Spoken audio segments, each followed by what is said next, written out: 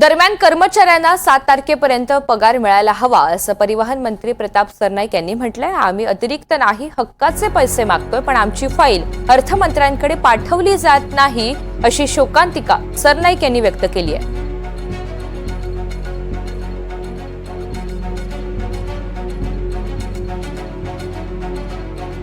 की 928 कोटी रुपयाची मागणी आम्ही अर्थ खात्याकडे केलेले असताना फक्त 272 कोटी जर आम्हाला मिळत असतील तर ते एसटी कामगारांचा पगारसुद्धा आम्ही योग्य प्रकारे करू शकत नाही। परंतु आजपर्यंत काही गोष्टी घडल्या होत्या, परंतु मी माझ्या अधिकाऱ्यांना स्पष्ट सूचना केल्या की एसटी कामगारांचे जे पगार आहे ते वेळेत म्हणजे 7 तारखेपूर्वी झाले पाहिजे आणि तशा प्रकारे आपण वित्त खात्याच्या सर्व संबंधित अधिकाऱ्यांशी चर्चा करून कुठल्याही परिस्थितीमध्ये आपल्या खात्यामध्ये त्यांच्या पगाराचे भविष्य निर्वाह निधीचे आणि बँकेचे जे पैसे द्यायचे ते येणं गरजेचं आहे। पगार जसा शासकीय कर्मचाऱ्यांना वेळेवर दिला जातो तशाच पद्धतीने एसटी कर्मचाऱ्यांना सुद्धा वेळेवर पगार दिला पाहिजे आणि ती वित्त खात्याची जबाबदारी आहे। आम्ही काही वित्त खात्याकडे भीक मागत नाही, आम्ही आमचा अधिकार मागतो आणि तो अधिकार जर वेळेत पोहोचत नसेल तर ते अयोग्य आहे। यापूर्वीसुद्धा मी वित्त खात्याच्या अधिकाऱ्यांशी बोललो होतो की आमची जी मागणी आहे ती मागणी काही आम्ही अवास्तव मागणी करत नाही, वाढीव मागणी काही करत नाही, जे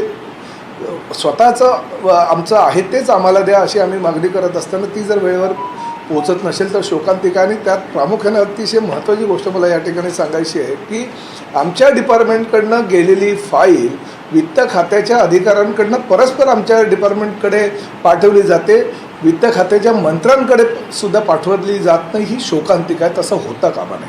आमचे जेवढे काही जवळजवळ 170च्या आसपास डेपोमध्ये आमचे जे ऑइल आम्ही घेतो, डिझेल किंवा पेट्रोल घेतो, ते आमचे सगळे जे डेपोमध्ये असलेले पेट्रोल पंप आहेत ते पेट्रोल पंप रिलायन्स किंवा इंडियन ऑइल सारख्या मोठ्या ज्या संस्था आहेत त्या संस्थांना आपण हायटेक करण्यासाठी देतोय, जेणेकरून आम्हाला डिझेलही स्वस्त मिळेल आणि त्याचबरोबर त्यांचंही उत्पन्न वाढेल आणि त्या उत्पन्नातून आम्हाला काहीतरी मोबदला मिळेल, ते उत्पन्नसुद्धा आमचं 100 ते 150 कोटीच्या आसपास होईल।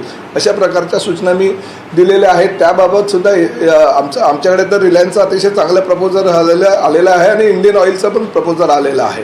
त्यामुळे जे डिझेल किंवा पेट्रोल पंप आमचे आहेत ते सुद्धा ह्या कंपन्यांना देऊन त्यांच्या माध्यमातून उत्पन्न कसं वाढेल यासाठी आम्ही प्रयत्न करतोय।